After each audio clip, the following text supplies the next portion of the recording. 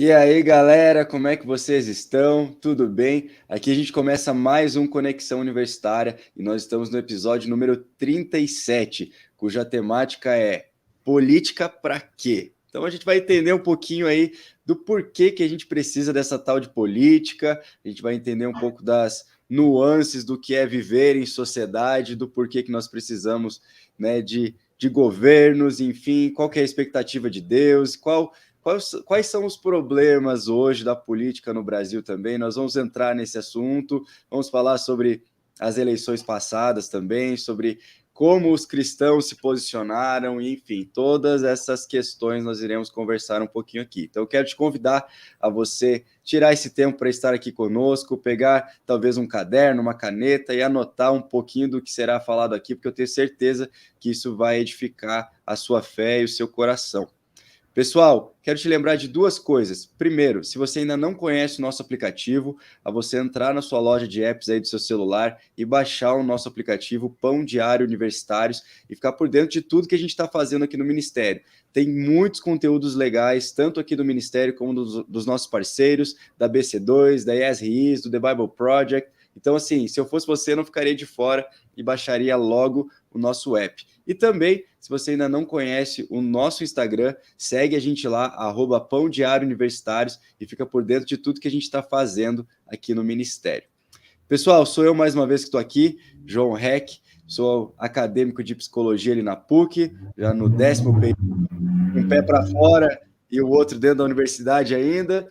Tenho 24 anos, sou membro da Alcance Curitiba, sou muito bem casado, recém-casado com a Renata, e estamos aqui para mais um episódio. E hoje eu tenho a honra de ter aqui duas pessoas incríveis que são parceiros aqui do Pão Diário, são escritores voluntários, são pessoas que gravam aqui com a gente vez e outra, e quero que eles se apresentem aqui para vocês. Primeiramente, queria dar as boas-vindas para o Gabriel. Gabriel Dayan, seja muito bem-vindo. Gabriel, que é um escritor aqui do Pão Diário também. Se apresente aí para a galera, Gabriel.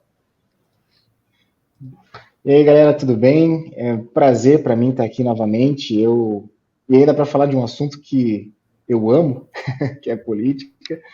Bom, para quem não me conhece, eu sou advogado, sou membro da PIB de Curitiba e eu tive a graça de Deus de poder fazer missão universitária e ver como que Deus ele ama as universidades quando elas fazem aquilo que elas foram feitas para fazer. E, e Deus me deu a graça de poder escrever um pouco sobre essa experiência no livro Manual do Universitário Cristão, também publicado pela editora Pão Diário, com essa galera sensacional desse ministério. E fica a dica aí, né? Se puder, compra esse livro, leia, porque eu tenho certeza que se você está na universidade e com um monte de angústias que provavelmente deve estar enfrentando, esse livro pode te ajudar. E um dos assuntos que eu abordo rapidamente no livro, a gente vai falar hoje aqui, que é de política, né? Então, é isso aí, um pouco do resumo. Boa, boa, mano. É um prazer ter você aqui conosco. E aí, Kilter, se apresentem para a galera. Seja muito bem-vindo, mano. Obrigado, obrigado. O prazer é meu estar aqui de novo gravando com vocês. João, Gabriel, aí uma alegria. Bom, para quem não me conhece, meu nome é Guilherme, como tá aí, vocês estão lendo aí. Sou formado em Relações Internacionais na Unicuritiba também. Já estou atuando com universitário já tem 5 ou 6 anos na PIB de Curitiba também, a mesma igreja do Gabriel. E é um privilégio estar aqui essa noite compartilhando um pouco daquilo que a gente aprende e entende ao longo da caminhada, né? Também crio conteúdo aí nas redes sociais, não gosto muito do rótulo influencer, dessas coisas assim, mas posto umas coisas lá. Então, o que ajudar aí é sempre bom. Muito bom, mano. Seja muito bem-vindo. Vocês dois são muito bem-vindos aqui, sempre no Pão Diário e principalmente aqui no Universitários, porque carregam algo da parte de Deus que foi plantado por muito tempo e hoje vocês podem semear na vida das pessoas. Então, obrigado por isso. Galera, bora para a nossa temática, então. Política para quê? Para que serve esse troço chamado política? E eu queria começar perguntando para o Kilter. E aí, mano, de forma geral, por que a gente precisa de política, de governo? E aí, o que você acha? É um tema importante, né? Se a gente for falar de política, sempre a gente lembra as nossas aulas de história, de geografia, lá atrás, no ensino fundamental, ensino médio. E eu entendo que tem respaldo bíblico em muito do que a gente aprendeu. A gente aprende que a política, o Estado é necessário para que o ser humano possa conviver bem, né? A gente possa conviver bem um com o outro, para que existam leis, regras e normas de convivência básica. E se a gente vai lá em Gênesis e vê que de fato o ser humano é caído, né? Então o pecado está na nossa natureza e por isso você vê na sociedade a ânsia por pecar, de fato, e muitas vezes são pecados grotescos, né? Como homicídio, entre tantas outras coisas. A política, ela de fato se faz necessária, que você tem o Estado, que é o detentor da força, e ali como sociedade a gente consegue votar, ter a nossa parte, dependendo da esfera política, da sociedade, agir de alguma forma para conviver bem uns com os outros. Então, eu creio que a política ela vem nesse sentido, de controlar a ânsia humana do mal. Eu creio que grande parte é esse o motivo, através de leis, regras e normas, e que a gente possa fazer contrapesos e contramedidas aí daquilo que a nossa natureza pecaminosa mais anseia. E a gente pode participar disso de diversas formas, né? Hoje no Brasil, por exemplo, a principal forma de fazer política é através do voto, né? De 4 em 4 anos a gente pode votar e tudo mais, mas eu acredito que o ser humano é um homem político também, né? Então, as nossas relações sociais, de certa forma, exalam isso e a gente pode aprofundar muito mais nesse assunto aí. Muito bom, muito bom. Eu estava vendo o Gabriel dando uma risadinha ali. E aí, Gabriel? De forma geral aí, complementando o que o Kilter disse muito bem, o que a gente precisa de governo, política? Explica aí pra gente.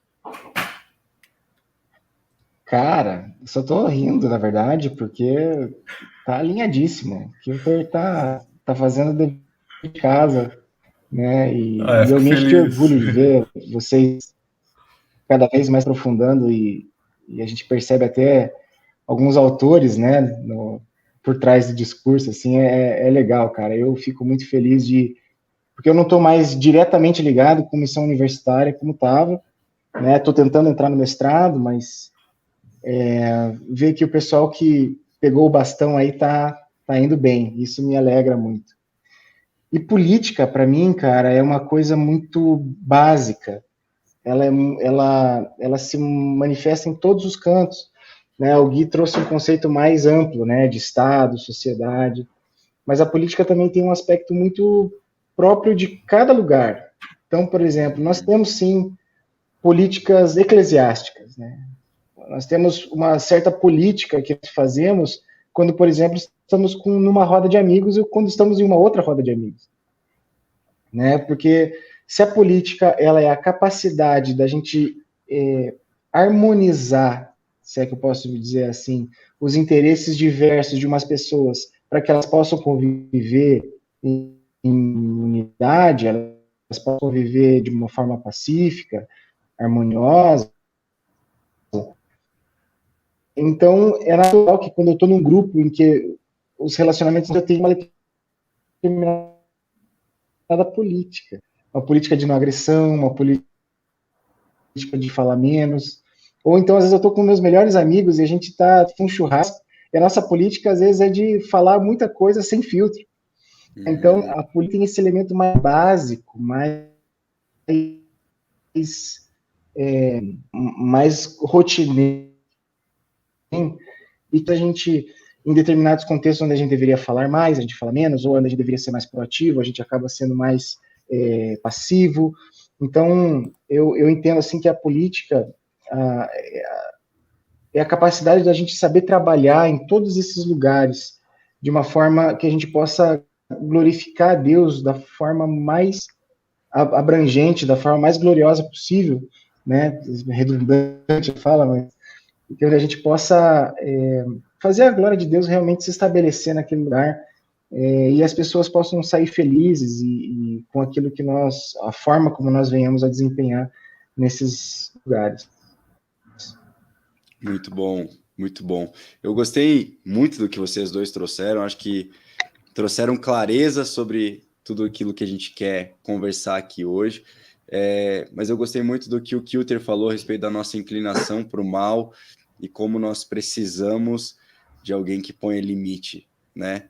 E de qualquer forma, nós somos filhos de Deus e ninguém melhor para nos pôr limite do que o próprio Deus. E estudando um pouquinho na psicologia, a gente entende, né, os estilos parentais, e quando nós recebemos muito amor e muito limite, é onde é o melhor estilo parental é exercido e é o melhor para o desenvolvimento de qualquer ser humano. E nós tivemos isso do nosso próprio Deus, né? Primeiramente através da lei, mas depois através de Cristo.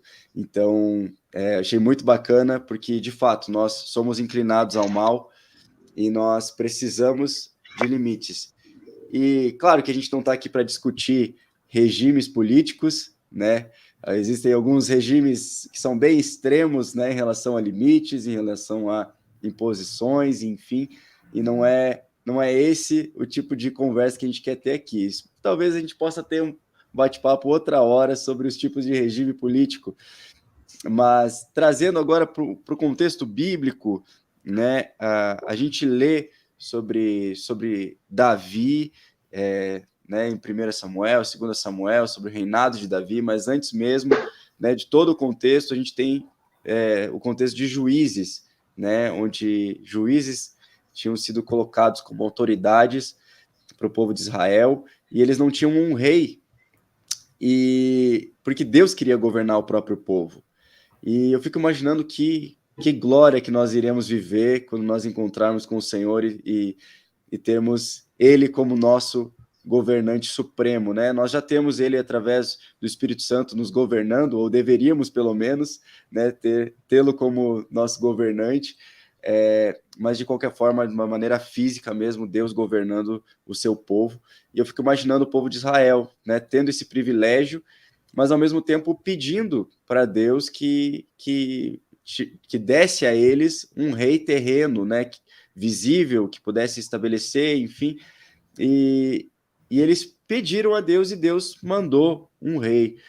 E eu queria perguntar, e aí, Dayan, se a gente estivesse no lugar dos israelitas na época em que o Senhor enviou Saul, nós não faríamos o mesmo, né, em querermos ter um rei visível para que pudéssemos nos apegar ao que ele pudesse falar ou estabelecer como ordem para a gente?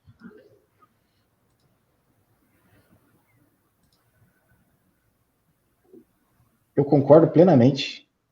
Eu acredito que se nós estivéssemos naquele momento, é porque, assim, existe uma questão da teologia de que a revelação de Deus ela é progressiva. Ou seja, existia já uma no Gênesis, no Éden, ali, quando Deus fala que viria aquele que pisaria a cabeça da serpente, e conforme o tempo foi passando, nós vemos a revelação progressiva a respeito da pessoa de Jesus Cristo, e isso também a respeito do Apocalipse. Então, eu acredito que naquela época, com todo o conhecimento teológico, filosófico, econômico da época, nós, sim, provavelmente estaríamos junto ali para pedir um rei sobre Israel. Mas, com certeza, na qualidade de profetas, realmente alguma coisa ficaria atrás da orelha, uma pulga atrás da orelha, porque Deus foi muito claro ao revelar para Samuel os problemas que aconteceriam caso um rei estivesse sobre Israel.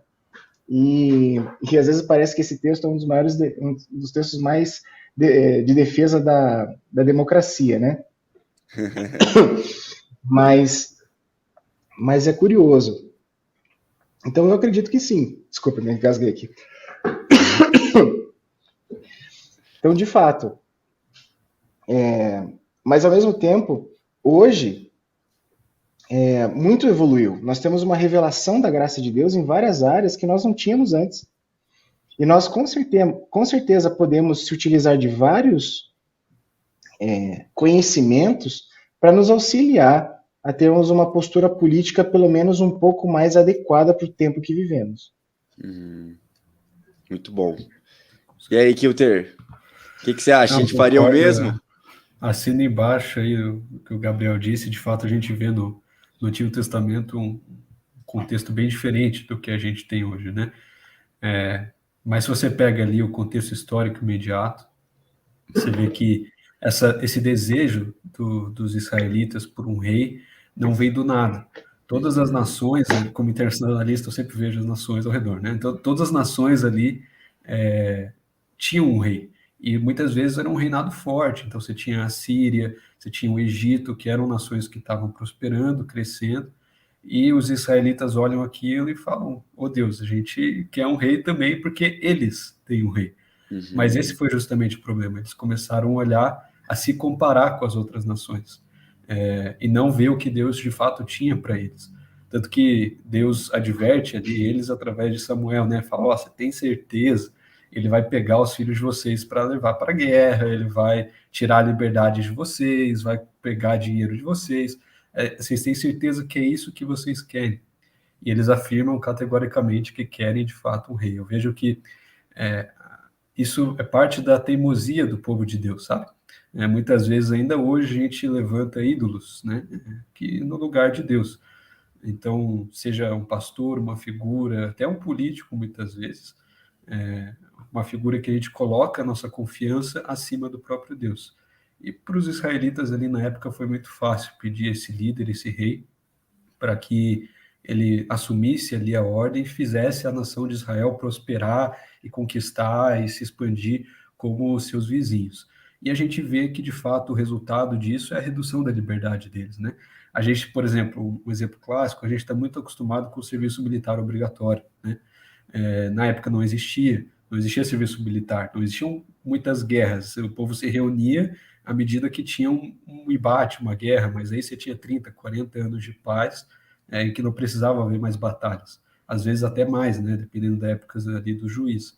Hoje já não mais, você tem que passar por um alistamento, você tem que se submeter a um Estado nesse sentido, já virou algo corriqueiro. Era algo que Deus avisou lá atrás, falou: olha, o rei vai pegar os filhos de vocês para lutarem nas guerras.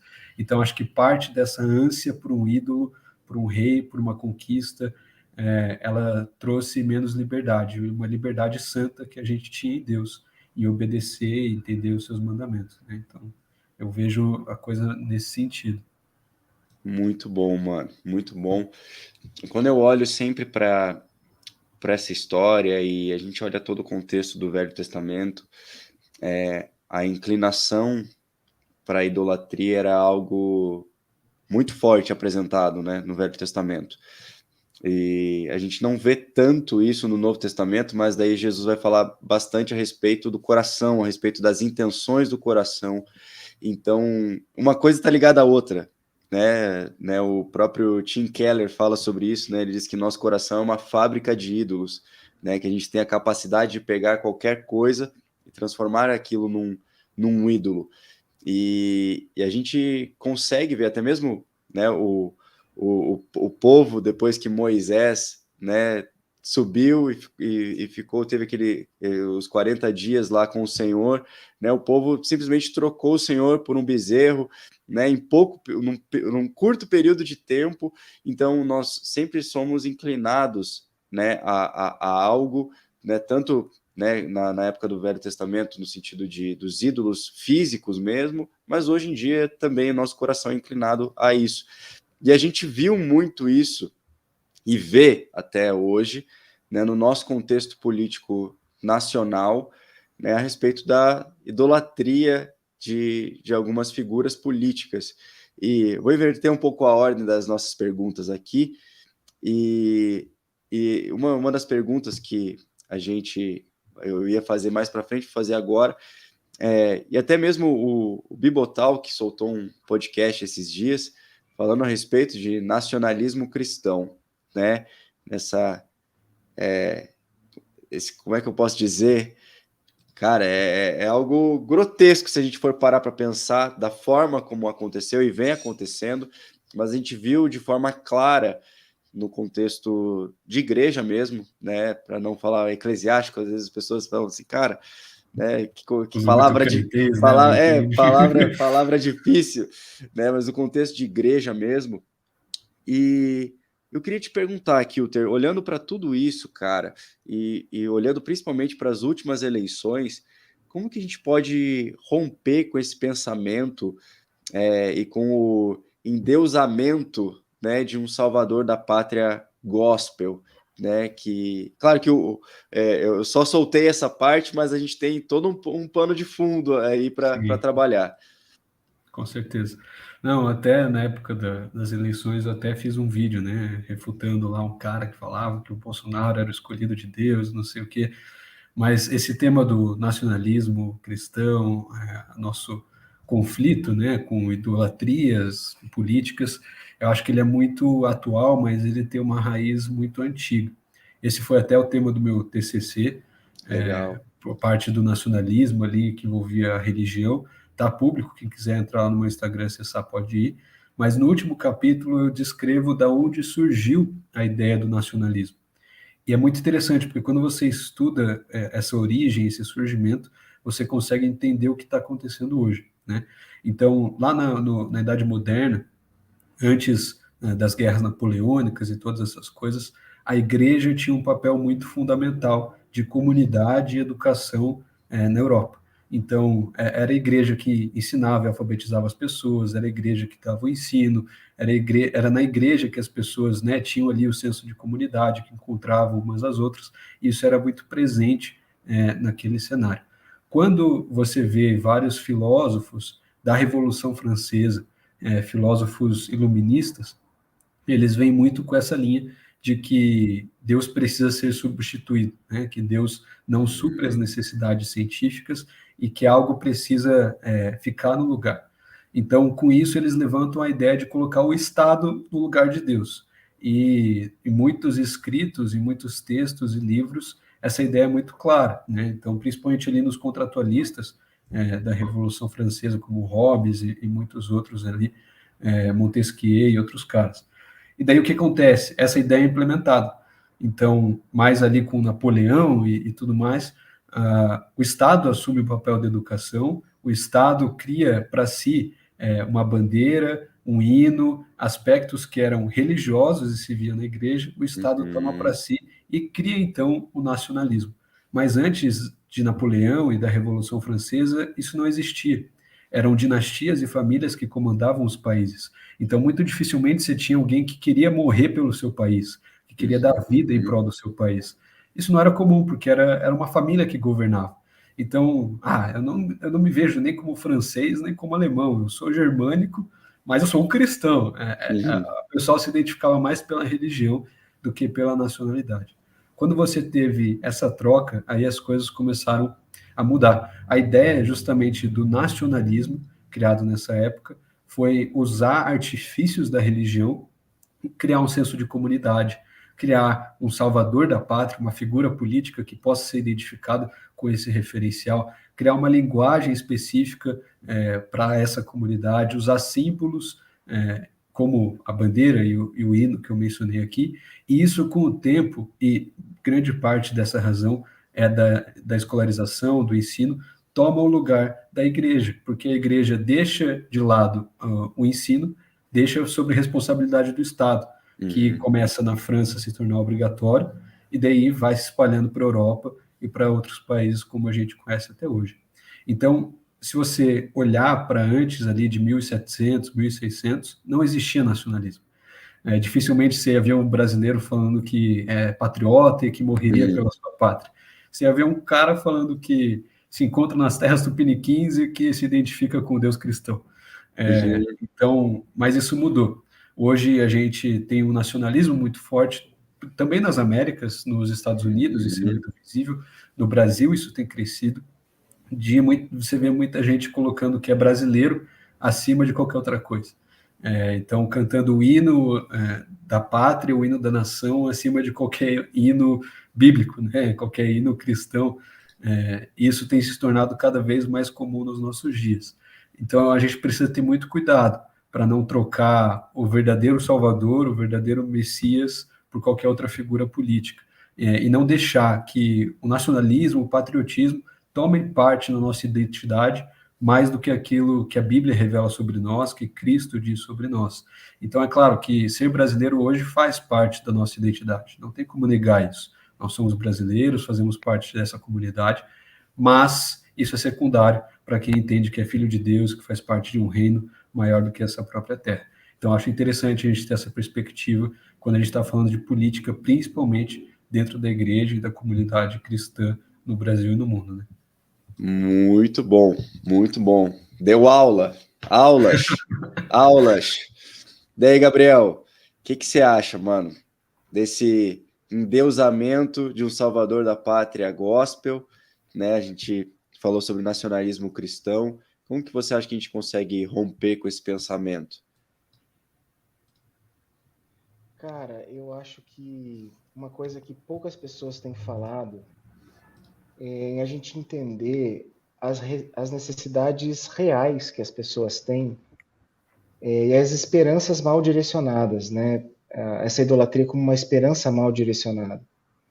Então, por exemplo, cara, quem aqui não se importa com o Brasil a ponto de querer que o Brasil não cresça e se torne uma grande nação no meio das outras, né?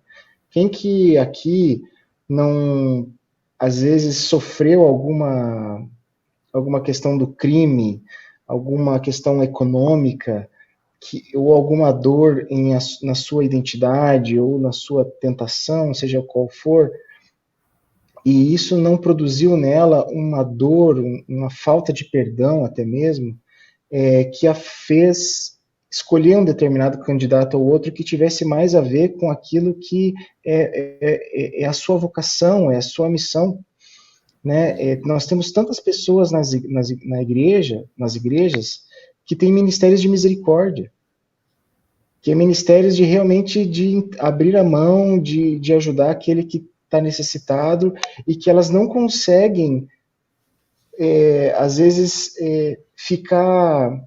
elas ficam angustiadas quando elas percebem alguma política pública liberal, por exemplo. Ela fala assim, olha só como que a situação social está absurda, está tenebrosa, e eles querem implantar um modelo social, um modelo liberal, capitalista, que vai piorar a situação do pessoal que eu atendo, do pessoal que eu sirvo. E não que eu sirvo por causa de um partido, mas que eu sirvo por causa do que eu sinto no meu coração. Eu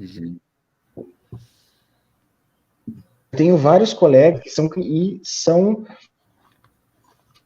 de esquerda, e essa era a angústia do coração deles, né? Era ver que muitas das políticas que eles encontravam, às vezes, de apoio à missão que eles estavam desenvolvendo, estavam sendo questionadas à luz do governo do Bolsonaro, por exemplo. Então, isso não significa nada a ver com a fé dela, com a confissão de fé dela, pelo contrário, mas a manifestação da fé dela em Cristo Jesus.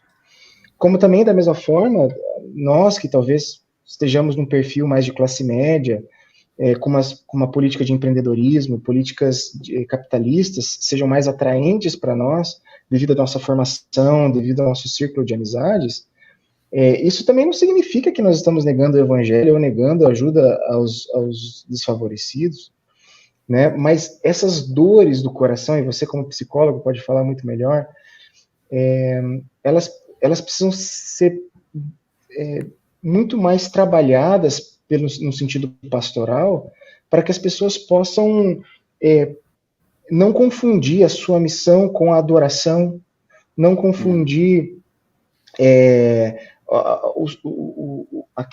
essa ênfase profética, né, de denunciar o pecado, de anunciar a resposta da solução de um determinado problema, seja moral, seja social, e faltou um pouco de sensibilidade por parte de algumas lideranças evangélicas de entender essa dinâmica do reino. E isso acabou causando uma cicatriz muito mais profunda no nosso meio.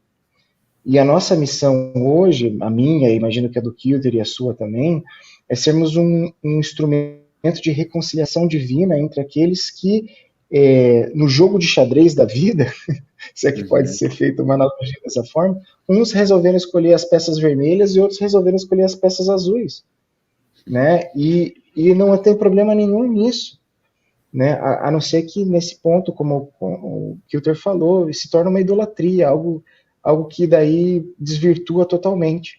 Mas não. Então eu penso assim que nessa questão seja do nacionalismo, seja do petismo, seja do bolsonarismo, seja do, sei lá, do conservadorismo, seja do que for, a questão é que a gente sempre tem essa atenção voltada para, será que eu estou dando uma atenção demais para esse tema? Né? Será que eu estou colocando a minha esperança nisso? Eu vou falar assim de uma coisa mais pessoal minha, que no dia que o Lula ganhou, eu fiquei assim um pouco temeroso, sabe?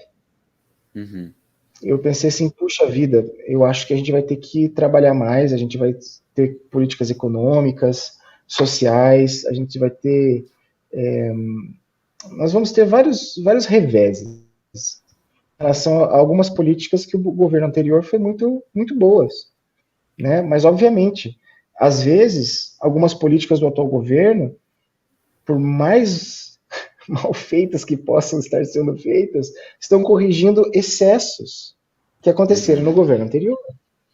Então, a nossa missão nesse momento, eu acredito, é sermos técnicos o suficiente para sabermos separar aquilo que realmente vai contribuir para o bem, elogiar aquilo que realmente está sendo bom, criticar aquilo que está sendo ruim, mas da maneira adequada, né? E não confundindo isso como uma esperança ou como um mal a ser combatido, né? Mas simplesmente são as regras do jogo que nós estamos vivendo na sociedade hoje. Não tem muito o que fazer. É isso que Deus nos colocou para fazer e que nós possamos, como acadêmicos, universitários, políticos, psicólogos, qualquer profissão que seja, manifestar o reino de Deus nesse sentido. Porque a gente não vai, nós não temos o braço do tamanho de Cristo para abraçar tudo. E muitas vezes as nossas ações mais bem intencionadas não vão surtir o efeito, pelo contrário, às vezes vão piorar. Então, qual garantia que nós temos que, se de fato fizermos, colheremos aquilo que estamos plantando? Não há. A grande verdade é que Deus é quem dá o crescimento, né? Deus é quem faz, e às vezes o crescimento vai ser só daqui a muito tempo, ou talvez seja imediato, mas a gente a gente precisa perder um pouco a esperança nessa ação humana, nessa ação política, entender que Deus é que governa esse universo. E nosso chamado é fazer o melhor que a gente puder. Muito bom. Quando você estava falando, eu lembrava essa questão do Lula ter sido eleito e tal. Também fiquei um pouco preocupado ali nos momentos iniciais, mas aí eu pensei assim, cara, se você pensar que na época de Paulo, Pedro, da igreja ali de Atos, o governante era Nero. O cara matava cristão na fogueira, entendeu? Fazia espetinho de cristão. Era muito pior do que um governo Lula. Mas mesmo assim, eles não se esforçavam, eles não mexiam uma palha para derrubar Nero, só para continuar pregando o reino, pregar o evangelho. Eu também tenho essa preocupação de que muitas vezes a gente quer ter uma vida confortável, viver em um país economicamente saudável, ter condições boas, pagar pouco imposto, viver bem. Às vezes a gente coloca isso acima dos interesses do reino, de pregar o evangelho, de fazer Cristo conhecido, de participar da comunhão com os nossos irmãos. E isso que o Gabriel que falou agora, acredito que faz muito sentido por isso, né? Será que a gente não está esquecendo do que realmente importa? Porque é muito fácil pegar uma notícia ruim e nossa, cara, olha o que vai taxar agora, não sei o que, vai acontecer isso, aquilo, outro, e a gente ficar se remoendo em cima disso. Quando eu acredito que Paulo, Pedro olhariam para aquilo e falavam, cara, enquanto ele não me proibir de pregar o evangelho, tá top, entendeu? Eu vou continuar, eu vou avançar, eu vou usar isso para o reino, e eu acho que esse deve ser sempre o nosso foco, né? Muito bom, muito bom. Eu gostei muito do que você... Fala aí, Gabriel. Não, que eu queria dar um exemplo prático disso, que nós tivemos lá na Júri esses tempos atrás. Eu fui diretor executivo, hoje eu sou diretor financeiro da Associação Nacional de Juristas Evangélicos, e nós temos uma atuação muito forte no Supremo Tribunal e outros órgãos mais jurisdicionais, né? E um caso que apareceu recentemente não, foi mais um pouco antes da posse do Lula, foi que houve uma normativa cancelando ou proibindo a manifestação religiosa nas terras Yanomamis, né? E vários pastores, grupos de pastores vieram para nós perguntando: mas isso daqui ofende a nossa liberdade religiosa, precisamos entrar com uma ação, precisamos fazer alguma coisa. E daí nós fomos estudar, obviamente, o decreto ali, a instrução normativa que proibia. E reviramos a lei, e lemos e relemos, e reviramos e lemos. E a gente não se manifestou, a gente decidiu por não se manifestar, porque a lei era constitucional. Porque a lei era o seguinte, que os funcionários públicos que estiverem atuando nas terras Yanomamis, eles não podem manifestar nenhuma...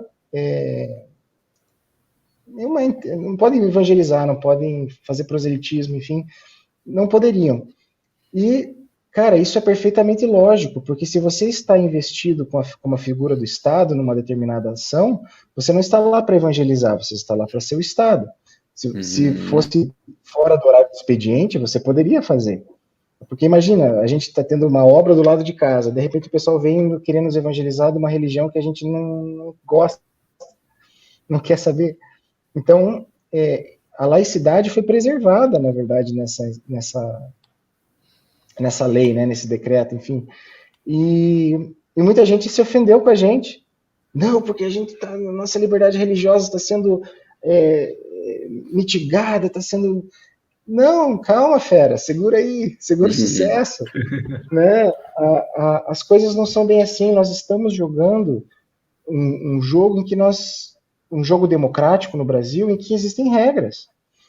E eu tenho certeza que se nós não cumprirmos essas regras, nós seremos responsáveis diante de Deus também, porque Deus nos pede para observarmos as leis dos homens. Então essa é uma questão que eu acho que é um exemplo do que a gente viveu sobre essa questão, de devemos tomar o cuidado necessário para que a nossa postura não seja feita de uma forma que inclusive gere repercussão negativa, né? O Nero, você citou, ele fez os sacrifícios para Júpiter lá e deu tudo errado, e ele achou que eram os cristãos e resolveu matar todo mundo. Mas e se, no nosso tempo, e se nós fizermos política de uma forma tão equivocada, tão errada, a ponto da perseguição que vier sobre nós ser justificada democraticamente, pelo bem? Então, assim, Caraca. são questões que nós devemos pensar, né? Então, assim, é complicado, cara. Política, ela tem uma capacidade de mexer com os brios, de mexer com o nosso senso de identidade, com o nosso senso de esperança, e que a gente precisa estar muito atento espiritualmente, para não ser influenciado negativamente. Fala aí, mano. Eu acho que o brasileiro, ele faz política igual ele assiste futebol, né? Ele torce mais para um lado para o outro do que está preocupado de fato com a política, como ela funciona e tudo mais. Mas você levantou um ponto importante aí, Gabriel, que eu acho legal a gente entrar um pouco, que é a questão do Estado laico, né? Muita gente, inclusive cristãos, tem dúvida se isso é bíblico, se não é, se é o ideal, se deve ser seguido ou não. E eu acredito que existe sim respaldo bíblico para isso, né? O Estado laico, ele é basicamente um Estado não religioso. Ele não é ateu, ele não é cristão, ele não possui alguma religião, ele não toma parte nisso. Isso vem lá, né, de alguns tratados antigos, antes da Guerra dos 30 Anos, não vou entrar nisso, mas eu acho que sim, ele é bíblico baseado naquela fala de Jesus, né, que fala: dê a César o que é de César e dê a Deus o que é de Deus. Então, eu creio que muitas vezes na história a gente viu um Estado religioso que mais prejudicou do que ajudou. A gente via reis mudando a religião porque queriam casar. A gente via reis que entravam em guerras porque queriam aumentar seu território da igreja. A gente via papas, né, começando, iniciando guerras justamente para aumentar o tesouro da igreja. Então, eu acredito que existe um perigo muito grande nisso quando o poder militar, o poder bélico, o poder de coerção se mistura com interesses religiosos. Eu acredito que se Jesus falou que de fato o reino dele não era desse mundo, a gente não precisa se preocupar em ter um Estado cristão. E a gente pode continuar pregando o evangelho. A nossa preocupação tem que ser quando o Estado decidir se tornar ateu ou, né, tomar qualquer outra religião. E aí eu acredito que, enquanto ainda estivermos um Estado democrático, aí a gente tem que brigar, a gente tem que lutar. Muita gente, às vezes, entra lá nas minhas redes falando, não, esse teu tipo de pensamento vai deixar a gente passivo, a gente não pode ser passivo, tem que, né, ir atrás dos nossos direitos, e eu acredito nisso também. A gente não pode ser passivo no que concerne o principal da nossa crença, né, que é a pregação do evangelho, que a gente fazer discípulos nesse sentido. Acho que a única fala política, o movimento político que me preocupou nesse governo foi no início do ano, acho que foi o Gilmar Mendes, se eu não me engano, que falou que estava pensando em proibir reuniões públicas religiosas depois lá do 8 de janeiro. Isso foi o único movimento que eu vi preocupante, que se avançasse, ainda bem que não avançou, mas se avançasse, de fato, eu levantaria uma bandeira e falaria, não, contra isso a gente precisa brigar, porque isso fere, né, o cerne da nossa crença, fere ali o cerne da nossa prática espiritual. Mas tem coisas que, às vezes, não vale a pena a gente brigar, porque não tem impactos eternos, né, não tem impactos espirituais. E enquanto não tiver, bola para frente e jogo que segue. Muito bom. Cara, acho que isso que você falou, você até adiantou o que eu ia falar agora, porque eu ia falar da necessidade do cristão de querer ter um presidente cristão, né? Foi exatamente o que você trouxe no início da tua fala, e a gente vê muito, eu vou citar aqui, Gabriel, que o Gabriel me estragou lá atrás, começando a falar sobre cosmovisão cristã, e aquilo me estragou completamente. Então eu sou estragado hoje. Não sei se eu sou estragado, eu sou consertado por causa da cosmovisão cristã, mas de forma geral, né, a ótica dualista, né, faz com que a gente queira um governante cristão, né? Da mesma forma como a gente queira trabalhar numa empresa em que o presidente ou o meu gerente ele seja cristão. A gente queira estudar numa universidade cristã, a gente queira estudar numa escola cristã, a gente queira ouvir somente música cristã. E quando a gente olha somente por essa ótica, a gente percebe o quanto isso é errado. E trazendo para o âmbito da política, é muito do que a gente veio falando durante toda a conversa. É olhar para o presidente que é cristão, porque aí eu não vou correr riscos, aí eu vou poder fazer tudo que eu quero e ter o benefício porque ele é cristão e compartilha da mesma fé que eu. Então, assim, que se lasque o cara que pensa diferente, entende? Que se lasque o cara que tem outra religião, ou enfim. E não é esse o papel de um governante. Ele deve governar bem o povo e não somente os evangélicos, né? Eu acho que isso é um ponto primordial do que a gente está falando aqui, porque senão as pessoas vão ouvir e falar assim, nossa, mas como assim vocês estão defendendo isso ou aquilo? Não, é porque, de verdade, um governante está lá não para defender, né, o que é importante para os evangélicos, ele está lá para defender o que é importante para o povo, né? Falando de um contexto democrático, né, que é onde nós estamos vivendo, graças a Deus, pelo menos. Existem dúvidas, né? Mas a título de curiosidade, ainda é. O que tudo indica ainda, né? Mas trazendo um pouco para esse lado agora, que não sei se vocês querem complementar algo a mais sobre isso, Gabriel, Kilter, falando sobre essa necessidade de um governante cristão. Quer falar aí, Gabriel? Que rapidamente, né? Se for cristão, quem sabe seja bom também, né? O cristianismo ele nos legou tantas coisas boas para a sociedade, para a cultura, para as artes, para tudo, para a política também, para filosofia, né? O que seria filosofia sem Agostinho, sem Tomás de Aquino, sem Calvino, sem Lutero, sem John Wesley, né? o que seria, mas a questão é que eu acho que a gente precisa abaixar um pouco o nível de expectativa e que realmente cumprir o básico, administrar bem, evitar problema, né, corrigir aos poucos alguma coisa. Você vai entrar numa empresa, talvez, em que algum mecanismo dela não está 100%, mas você vai conseguir corrigir pelo menos um pouquinho, e talvez seja só isso. E amém, glória a Deus. Né?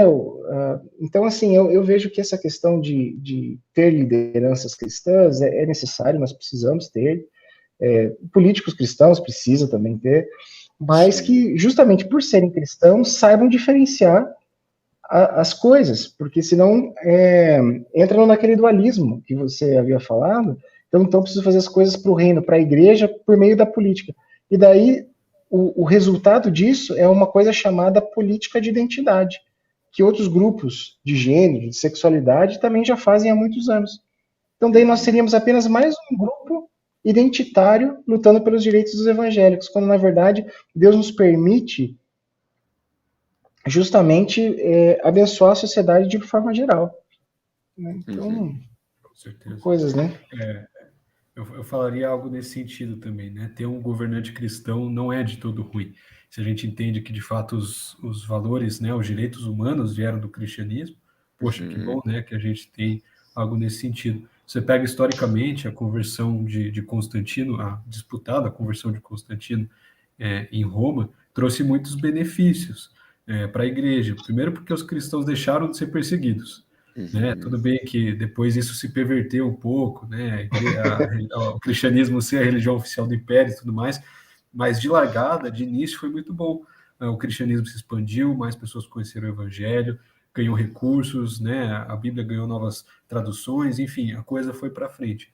Então, eu não acho errado a gente querer ir buscar por políticos que sejam cristãos. Nessas últimas eleições, acho que até vale a gente entrar nisso, né? Como a gente deve buscar um candidato, um partido, acho que era uma das perguntas, mas nessa última eleição eu sempre busquei ver quais eram os valores e os princípios do candidato, e eu acho que isso é muito importante, porque é claro que nosso voto ele tem uma representatividade pouca se comparada ao muito, né, aos 200 milhões de brasileiros, mas é a forma da gente expressar a nossa cidadania, então que a gente vote conscientemente, né? Eu creio muito que o voto ele também pode ser atribuído como a parábola dos talentos, né? Deus deu um talento para um, 5 para outro, 10 para outro. Se a gente tem um voto, vamos fazer bem com esse voto, né? Vamos multiplicar esse voto. E eu acredito muito que a gente precisa buscar candidatos que estejam alinhados com esses nossos princípios, nossos valores, não necessariamente com a nossa religião, mas que os atos, principalmente daquela pessoa, Jesus dizia que a gente pode julgar as pessoas pelos frutos, né, pelas ações, pelo que elas fazem, não que elas falam, porque se você for julgar discurso de político, você está lascado, você não vai... Né? Aí o Lula é, de fato, o melhor presidente, mas... então, a gente precisa, de fato, ver as ações das pessoas.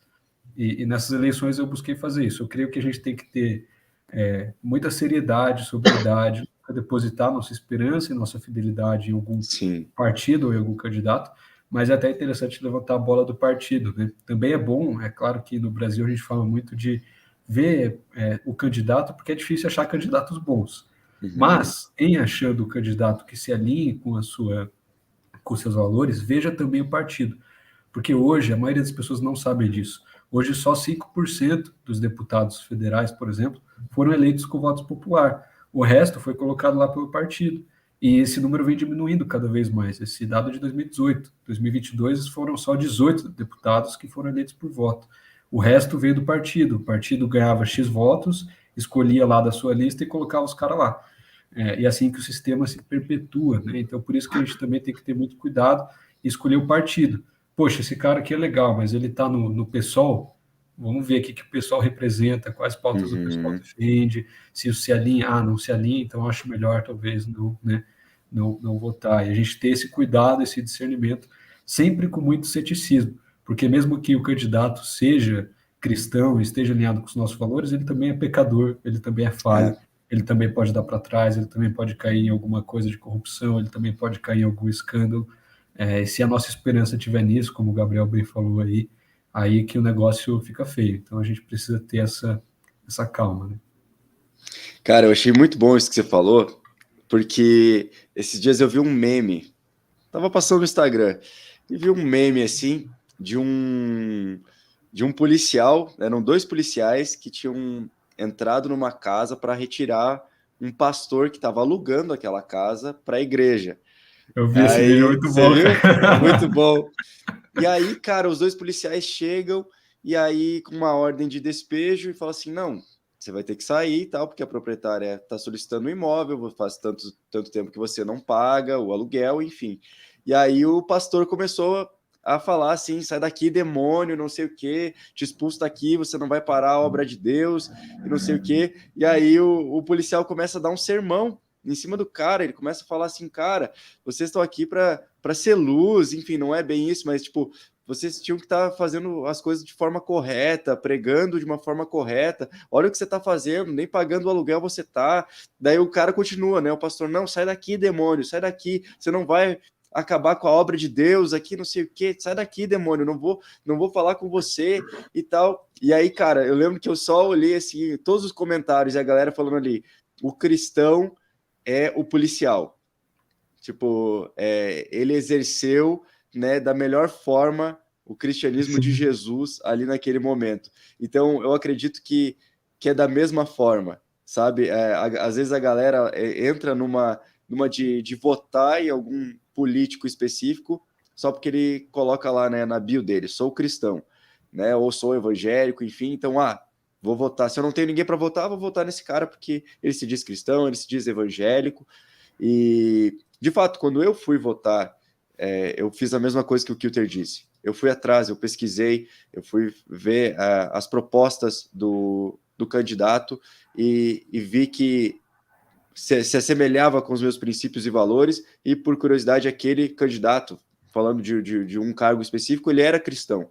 E eu falei, cara, isso aqui não é só porque ele é cristão, mas é porque todo o resto entrou no pacote, porque senão é muito fácil a gente ir somente pelo título. Eu queria, para a gente fechar, última pergunta, falar que o Brasil está quebrado, falar que os políticos são todos corruptos, é muito simples, é muito fácil. E eu queria te perguntar, Dayan, e aí, ao invés de somente falar de que forma a gente pode agir para que a gente venha revelar Cristo através das nossas ações e de fato, quebrar com tudo isso que a gente falou aqui hoje, que é o pensamento de muitos cristãos, né, que querem um presidente evangélico, enfim, simplesmente por ser evangélico. Cara, 3 coisas bem rápidas, bem pontuais. A primeira delas, estude teologia. Mas eu não sou teólogo, não. Estude teologia para você aprender a pensar em categorias cristãs adequadas, né? Porque o debate ele envolve muitas questões teológicas profundas, e quando a gente estuda teologia, a gente sabe entender que muito dessa esperança, muitas vezes, é uma doutrina apocalíptica mal direcionada, né? Uma escatologia, né? Uma esperança do reino vindouro vindo para o reino dessa terra. Então, esse é um exemplo, né? Esse, para mim, é o mais urgente. Pegue uma teologia sistemática recomendada pelo seu pastor, leia, estude, compare com uma outra de uma linha um pouquinho diferente, e como prioridade na sua vida, nesse momento, para depois você julgar a tua área de atuação à luz das doutrinas cristãs, né? A segunda delas é procure participar do voluntariado. Pode ser na igreja, pode ser de uma associação social, alguma questão que faça serviços sociais, porque essa é uma forma muito legal de você abrir um pouco a sua cabeça. E terceiro, se você queima tanto assim por política, a ponto de ficar discutindo nas redes sociais e se matando e brigando com a família no almoço de domingo, cara, vai na Câmara dos Vereadores, começa a conversar com os vereadores, vai lá um tempo com eles, procura, fala com os assessores, e quem sabe até mesmo se filie num partido e começa a participar, comece a ir nas reuniões de diretório, comece a se envolver, porque, por exemplo, não que eu seja um exemplo, talvez, mas Eu hoje, por exemplo, estou participando de um grupo político de um partido do Centrão. Né? Não vou dizer qual, mas é um cargo político em que eu fui convidado e estou trabalhando, procurando fazer o melhor que eu posso fazer. E glória a Deus. Então eu vou trabalhar, né, também para os interesses do partido naquilo que realmente é justo e naquilo que realmente está no jogo democrático. Né? Então, assim, essa é uma questão... porque você vai apaziguar um pouco os ânimos, você vai direcionar a tua energia, né? Isso é uma coisa muito boa. Então, e quem sabe até mesmo se você se destacar, se você conseguir fazer bons relacionamentos, você se demonstrar uma pessoa de confiança, uma pessoa correta, quem sabe você vai conseguindo até mesmo crescer dentro da hierarquia política. E seja como técnico ou seja como articulador, e existe toda uma infinidade de possibilidades dentro da política. Então, a minha dica é essa. Primeiro, estude teologia, com todo afinco, para você julgar todas as coisas à luz da sistemática da palavra de Deus. Depois, participe de um voluntariado, seja na igreja, seja em algum outro lugar. E terceiro, participe ativamente da democracia brasileira, seja por meio de partidos políticos ou alguma outra causa, né? Porque isso só tem a agregar e você ajuda também a acalmar um pouco o teu coração, de que você, às vezes, não vai conseguir fazer tudo aquilo que você acha que poderia fazer, ou, ao mesmo tempo, Deus também permitirá você ajudar muitas pessoas e manifestar um pouco mais do reino de Deus de uma maneira que você nunca imagina. Muito bom, mano. E aí, Kilter, o que a gente pode fazer? Cara, acho que o Gabriel falou tudo aí, assino embaixo, não teria muito mais o que complementar, mas se fosse para dar uma dica, né, resumir, eu falaria o que está descrito lá em Oséias, né, que andes humildemente com o teu Deus, odeie o mal e pratique a justiça, faça o bem, é isso. Então é por isso que o povo lá no vídeo estava falando que o policial era o cristão, porque ele estava fazendo isso, ele estava odiando o mal e praticando a justiça. Às vezes é mais simples do que parece. Entenda o que é mal à luz da Bíblia, odeie isso, a corrupção, odeie o pecado, odeie o adultério, odeie a lavagem de dinheiro, odeie essas coisas com o íntimo e profundo do seu ser, sabendo separar, né, o pecado da pessoa, mas odiando. O ódio é bíblico. Então, odeie o mal, mas não adianta só odiar, você também precisa praticar a justiça, você também precisa fazer o bem. Então, sirva, cara, na sua igreja, na sua comunidade local, sirva na sua faculdade, o ambiente onde você está, no seu trabalho, no seu estágio, no seu emprego, onde for, cara. Coloca a mão na massa e se você entender o que é bom, o que é mal à luz da Bíblia, você precisa odiar o que é mal e fazer também, trazer luz aos ambientes em que não tem luz. Então, coloque tudo isso em prática e, claro, que para você entender o que é bom e o que é mal, você precisa, de fato, estudar teologia, você precisa estudar história, estudar o ambiente político que você vive, como as coisas funcionam, como o mundo funciona, qual é a diferença de um deputado, um senador, um vereador, um presidente, as pessoas muitas vezes não sabem disso. Então, acho que isso é o básico para você começar a entrar em um nível mais profundo de envolvimento e de vida prática, tanto no cristianismo quanto na política ou em qualquer outra área. Muito bom. Eu acho que se metade da galera que nos ouviu, que está nos ouvindo agora, fizesse isso que vocês acabaram de falar, muita coisa já ia mudar. Eu acho que quebrando com esse ativismo gospel de achar que somente um vai mudar o mundo, né, o que todos nós iremos fazer, algo extremamente relevante, né, que muitas vezes Deus não nos chamou para fazer, é o que deixa a gente cansado, né, e faz com que a gente confunda mesmo a nossa esperança, né, sendo que nossa esperança deve estar depositada no Senhor e não somente nas nossas mãos, o que nós podemos fazer. Mas sim, temos papel relevante e porque amamos o Senhor é que podemos fazer algo, né, não de uma forma impositiva.